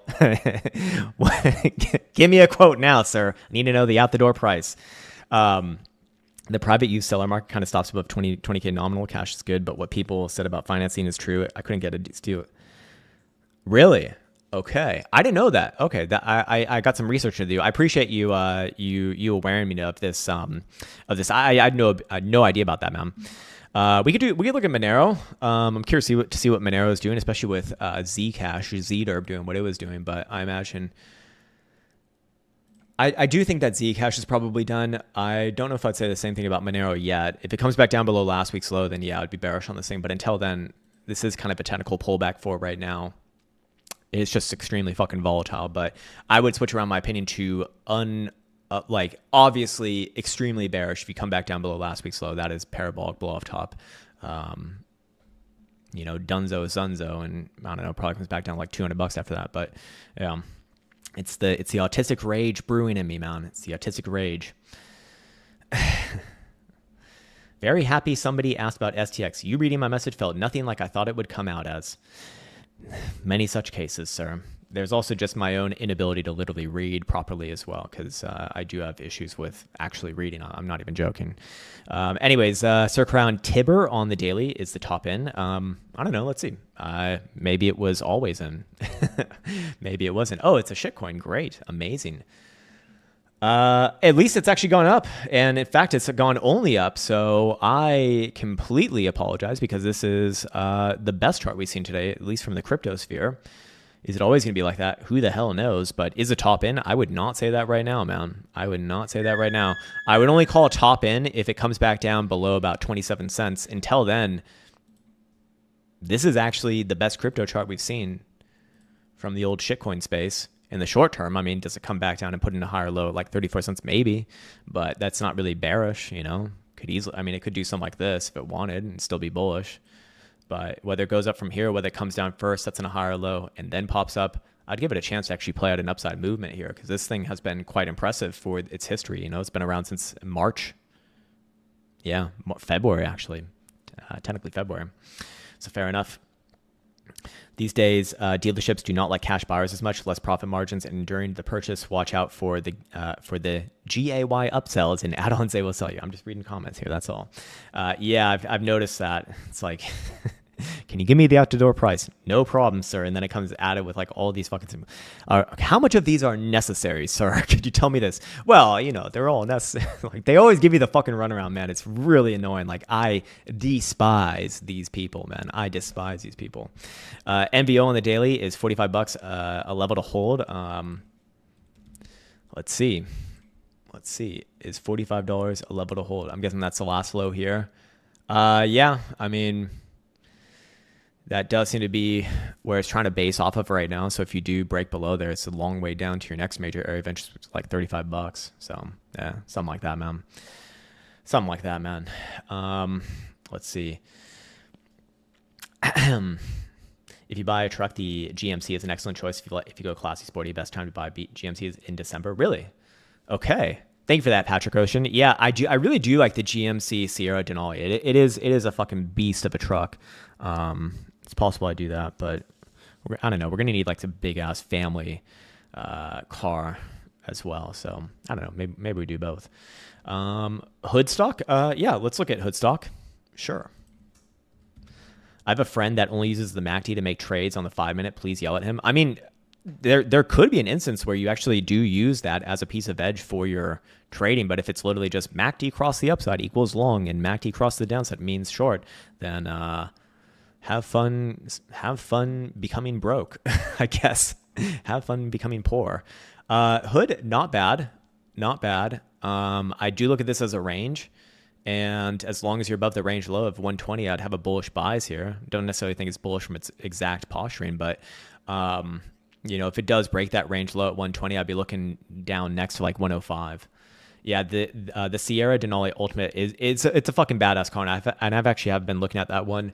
The one thing that bothers me is the miles per gallon, to be honest, because like it is going to be a daily driver, but whatever. Guess it doesn't matter that much. EVLV Stonk for a conservative cat. All right. EVLV. Evolve Technologies. Now, I don't think I've ever seen this one. I actually do like this as a long-term accumulation, but I do think you have some downside here. If you do really start to lose last week's low, I think you got a pretty long way down till about 590. But until then, this really does look to me like a accumulation into an upside reversal. Just don't want to see below last week's low, I think it was. Otherwise, I think you're coming a lot lower. There was a murder in Dubai this week. Crypto guy got found in pieces. Literally, Google Roman Novak. Okay, so I guess it just happened. Yeah, I've really been out of the loop with like news because I deleted Twitter. So I had to delete Twitter, man. I was turning into one of those crazy people that I complain about all the time. I was turning into a fucking crazy person, like always caring about the next political thing. I don't care about that shit. I mean, I do care about it, but I don't care about it. Like I don't want to have to feed that shit all the time, man. You only got so much brain power and RAM to use in a day, and it can't be used upon these sort of things, which ultimately I don't really have any, power over. Anyways, not to enter politics into this great analysis you have going, oh God, but what the fuck is going on with the government shutdown, and is the news is worthy material that will influence the markets upward? I don't think the government shutdown actually matters that much for markets, at least historically. In the past, it really has been not that big of a deal. Markets just generally go up, honestly, like during it and then even after it too. It's like doesn't even really. I don't think it matters that much for markets, man. What's up, Swanee? There he is. By the way, guys, new Swanee video dropping this Saturday. Actually, very excited for that. Get the Denali. Fuck yeah, man. I think I might have to do it. Oh God, don't tempt me with a good time. Best SUV is a Range Rover, no doubt. I've only actually heard bad things about Range Rovers. I'm not gonna lie. I haven't done much research into them, but I've only heard bad things. Look, because there's no real upside in bragging about that kind of stuff, Spanak. You just make yourself a target, and I mean, at the end of the day, who are you trying to fucking impress? Let's say you got millions of dollars, tens of millions of dollars, hundreds of millions of dollars. If you brag about that on social media, like, who are you trying to fucking impress? Who are you trying to fucking impress, man? Like, and these goddamn people are calling me again. Like, I have to say, Instagram is so bizarre. It's so bizarre to watch. Anytime I open it up and I like start just mindlessly scrolling through it, at some point I think to myself, I don't care about any of these people or any of this shit. That's the thought that goes in my mind every time I open up that goddamn app. 100% bear, 78K target. That's I mean, I'm not saying it's impossible, but it's not my first target. I'd like to see last week's low fail before I really start to explore like real bearish targets. Again, I don't think it's impossible. There is plenty of good reasons to think that this cycle is over. I mean, if you're going off of 4-year cycles, then if you think the 4-year cycle is valid, you kind of have to think that the cycle is over. Technical signals, if you want to go over the most simplistic one, MACD is about to cross the downside unless Bitcoin, really starts to rally before end of this month, let's say above 115. It's not impossible. It's just, hard to argue against it. It's been one of the most simplistic one of the most simplistic indications here in the long term. And every time we've seen the MACD on the monthly cross to the downside, the top of the cycle was in many months before it actually. Let's actually see. So this one here, top was there. That was nine months before it crossed. This one was 7 months before. It even got the Rona 6 months before. Okay, so it's losing its time. Then 2 months before. Maybe this one's 1 month after. It is a diminishing relationship, but yeah, like I said, I am quite confident Bitcoin's coming down here. I think that's already, well, that's in motion. But, again, if Bitcoin comes back down to last week's low, like, I'm not calling for new lows just yet. I think that you're going to get another bounce there, to be honest. This is going to get drawn out for a little while longer, especially if it actually is bullish. If it's bearish, then yeah, I guess it could fall through the floor and not really stop much at 99 or 98. But personally, if the bull market still has a little bit of hope, you might expect this thing to kind of slow down again after it trudges along that $98,000, $99,000 region. What's your IG tag? It's actually my name, but I made my account private recently. I'll unprivate it soon as well, but I don't know, man. I just got fed up with it. It's like, why am I even posting shit there? Like, do people need to know this? What am I trying to prove? I don't know, man. Just feels weird. Just feels really weird. Yeah, never get a Range Rover. Very unreliable. Yeah, if it's unreliable, it's completely off the board for me. That is like my main heuristic. I need to be absolutely reliable as fuck. Don't ask says Krown, don't get the Denali in all capitals or Tahoe. New engine is dog shit. We fix all the time. Okay, so I'm guessing you're a mechanic. Yeah, that is helpful. Yeah, like I said, reliability for me is absolutely number one. What does gooning mean? Does anyone know what gooning means? I actually don't know what this means. Did we do Zcash? We could look at Zcash. I've actually been watching it on my list here. Not that I traded or anything like that, but look, for Zcash, for the last couple of weeks, I've been saying this. I've been saying I'm not willing to call a top until I see something that is obviously a top. And I think that we finally now have something that is obviously a top. However, even though there is obviously a top here, I actually don't think it's going to be down only from this exact point. You do have right now the potential for hidden bullish divergence on the daily RSI. So I think you're going to rally up into a bull trap, something like this. Maybe it gets up to like 550 or maybe even 600 again and then comes down. But I do think that this is going to be the top for a while. Yeah, I mean, that's your month. Like, that is a fucking ugly monthly, man. That is super ugly.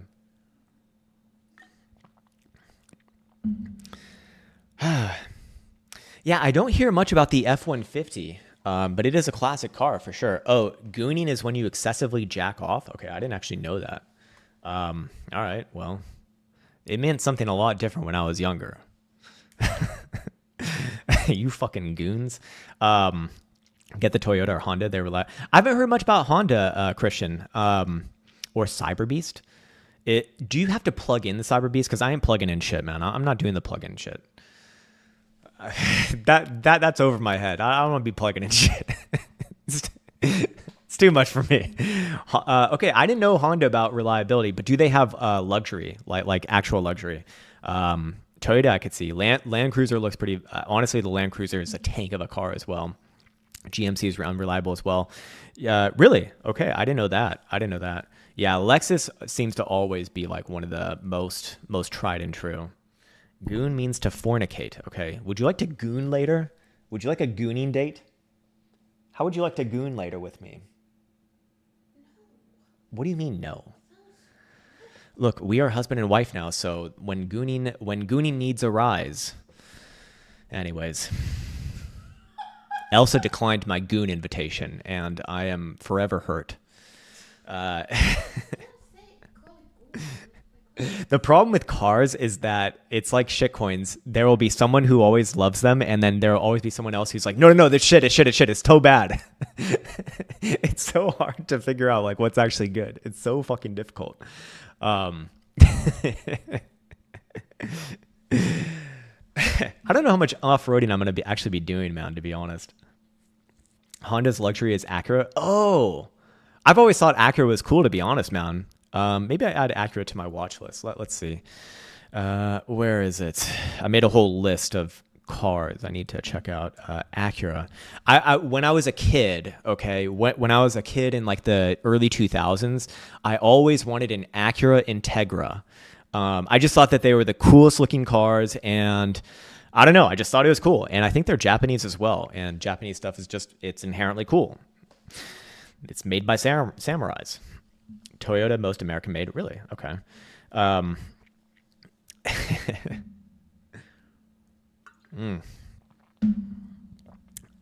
Denied.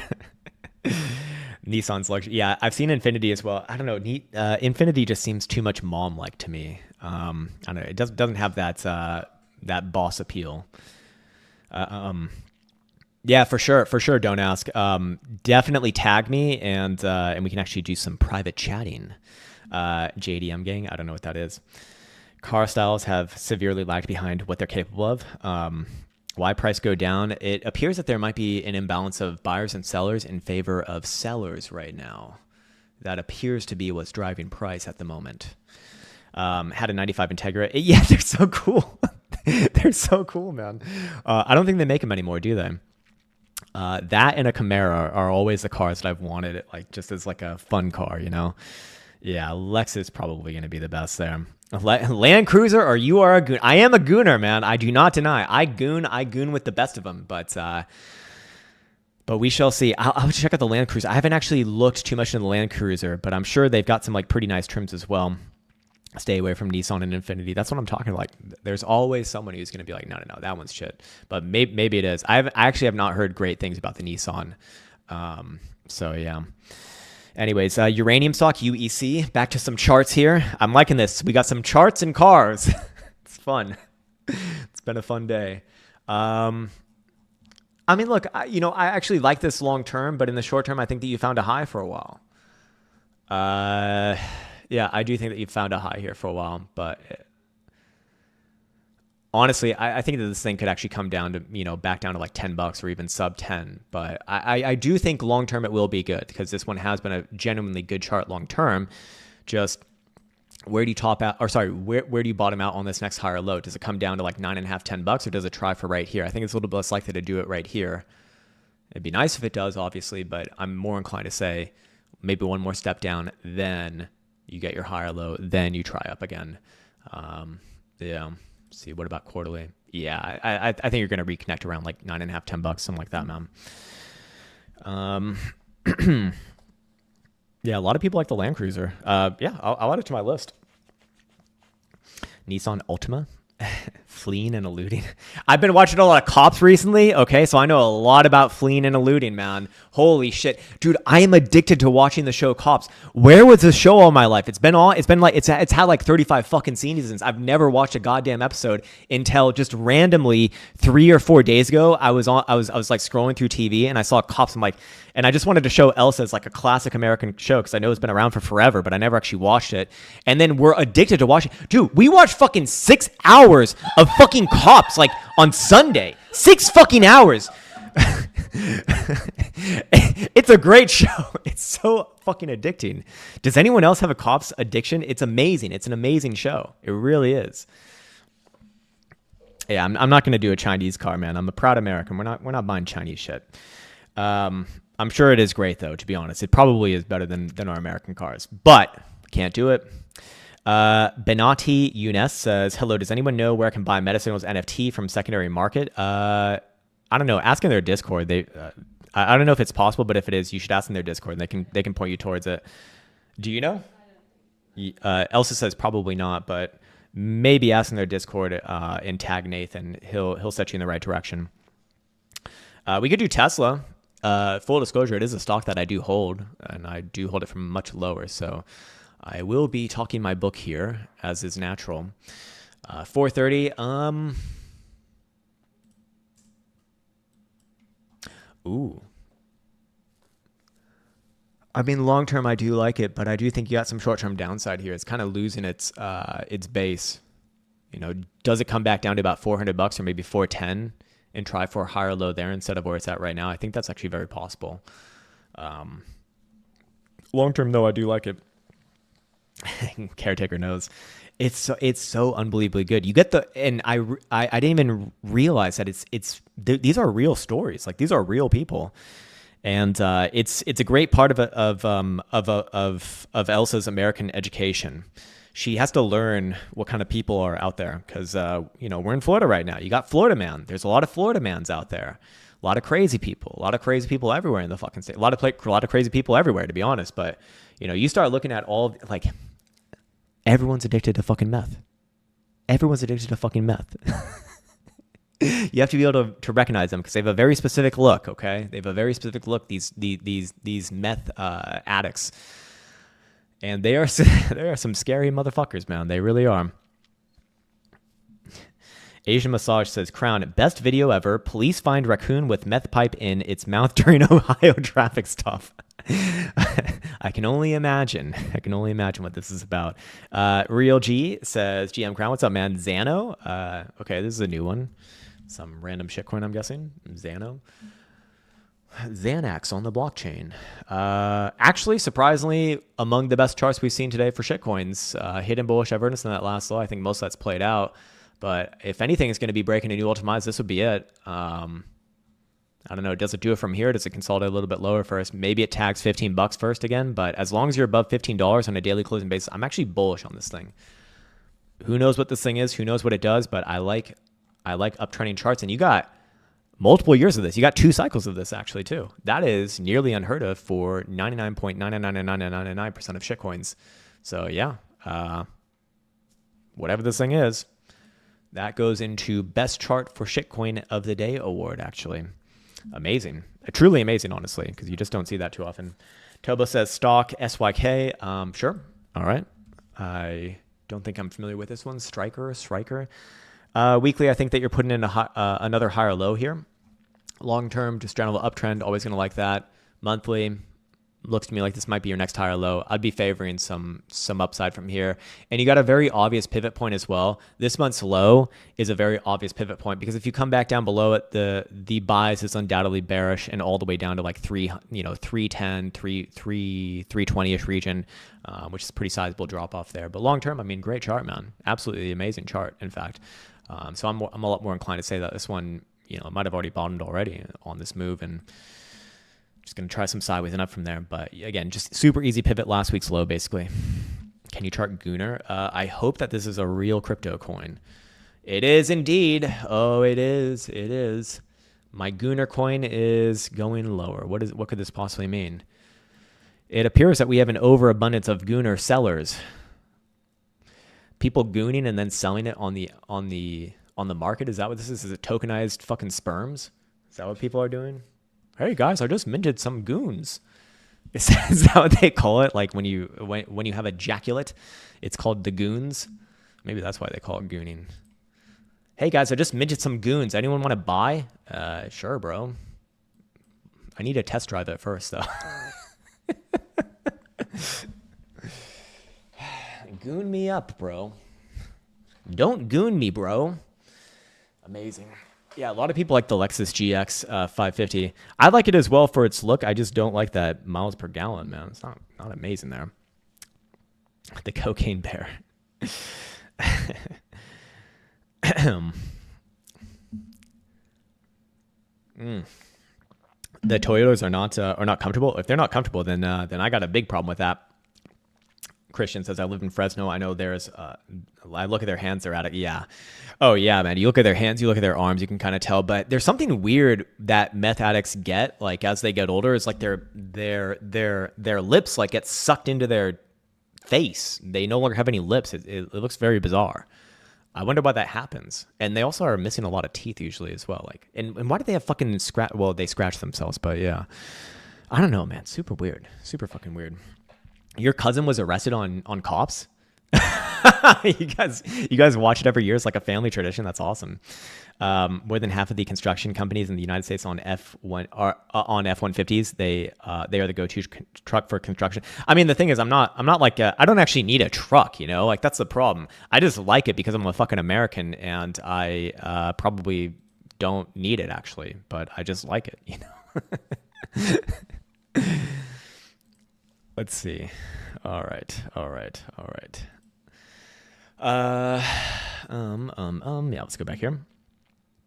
It's a blow off top from Gooner Coin. There we go. Is Gooner done pumping? Indeed.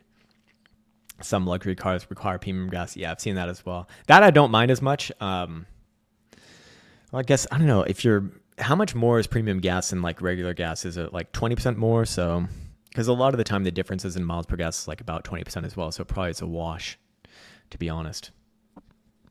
Most truck owners don't need a truck. Yeah, exactly. Like, I don't need a truck. It looks cool. Like, that's my heuristic there. It's like, oh God, looks pretty fucking cool, man. I like it.